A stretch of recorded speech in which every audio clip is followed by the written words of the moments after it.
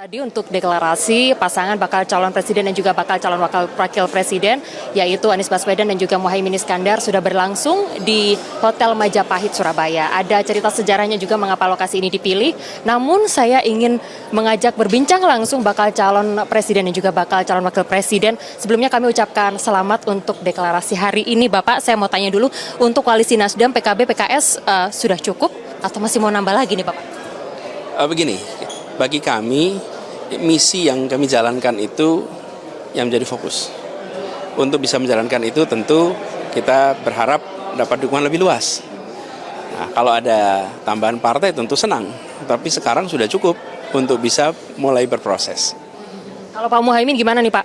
Ada nggak kira-kira potensi untuk partai lain yang nantinya dilirik untuk masuk ke koalisi? Pasti kita akan terus berusaha meyakinkan teman-teman dari partai lain, tetapi bukan bergantung partai lain, bergantung teman-teman kita sendiri untuk meyakinkan masyarakat dan rakyat.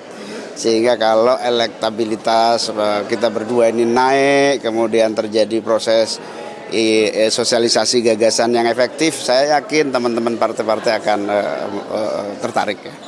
Pak, tapi gimana Pak untuk mengejar elektabilitas Pak? Karena untuk di sejumlah survei nih ya, untuk Pak Anies sendiri posisinya ketiga, untuk Caimin juga masih ada dibanding-banding kayak gitu Pak, dengan potensi cawapres lain. Apa strateginya mungkin Pak? Begini, ketika bicara survei itu potret hari itu. Nah, kita melihat ini berproses, kita menyampaikan gagasan, kita menyampaikan rencana, dan alhamdulillah dengan adanya kita bertiga, maka ada kepastian. Sehingga bagi masyarakat juga ketika berbicara tentang pilihan, maka ada pilihan yang sudah memiliki kepastian untuk bisa full tiket. Dan ini mungkin pertama kali ya di kita di periode ini.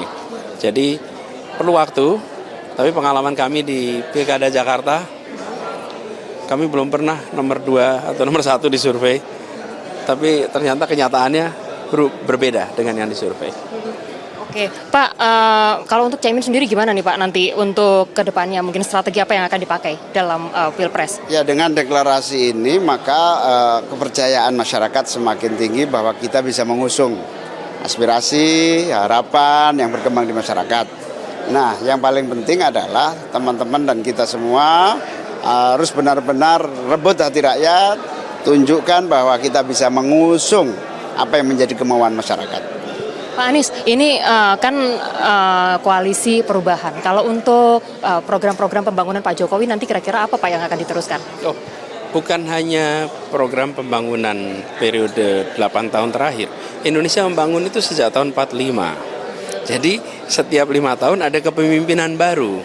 Dan setiap kali ada kepemimpinan baru, di situ ada perubahan, ada kebaruan, dan ada keberlanjutan. Kan tidak mungkin. Indonesia kan bukan dimulai 3 tahun, 4 tahun yang lalu. Indonesia ini sudah mulai membangun sejak lama. Dan setiap era ada unsur kebaruan, ada unsur keberlanjutan.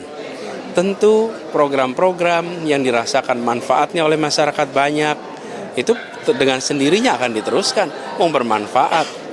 Dan kita ingin membawa unsur perubahan. Apa itu? Unsur keadilan di dalam penyusunan kebijakan.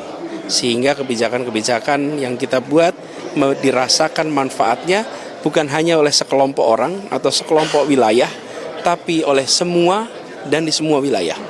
Jadi kita ingin yang disebut sebagai pembangunan itu bukan sekelompok, tapi semua. Itulah aspek keadilan yang ingin kita tonjolkan, sehingga kebijakan-kebijakan yang dibuat dirasakan manfaatnya oleh lebih banyak orang.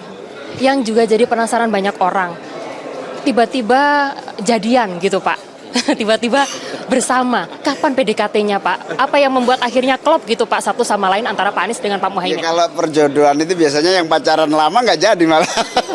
Yang tiba-tiba jadi, itulah takdir, itulah kesempatan yang diberikan Tuhan agar perjodohan yang biasanya gitu, malah banyak itu yang mahasiswa di skripsinya ditulis untuk sayangku ini, begitu kawin nggak sama yang dia.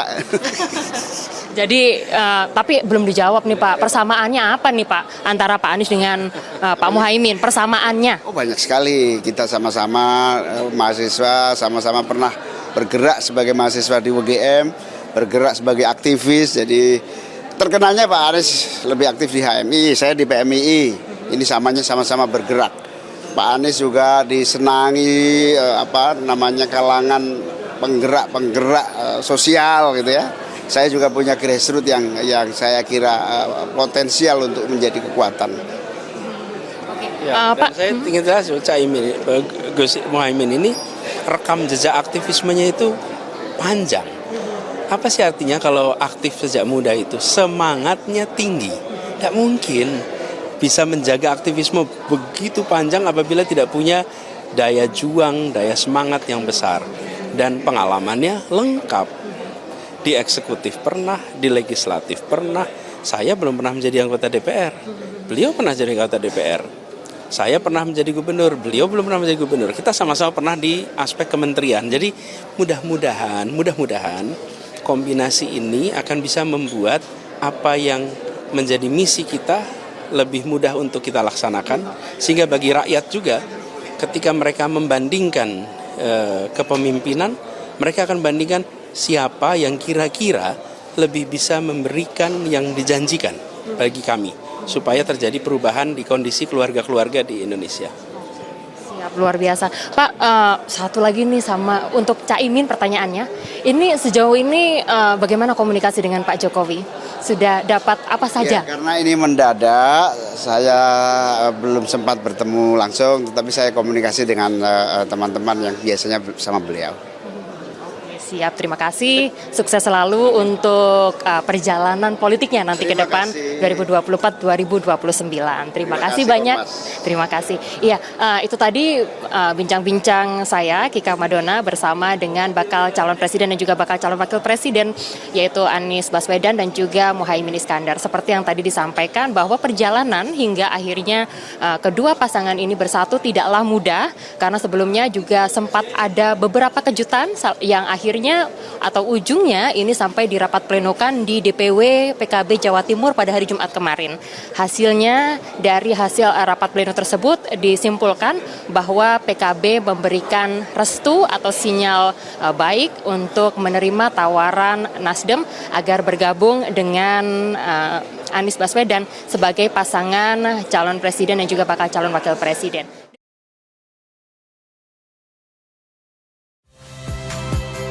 Saya Nitya Anissa, saksikan program-program Kompas TV melalui siaran digital, pay TV, dan media streaming lainnya. Kompas TV, independen, terpercaya.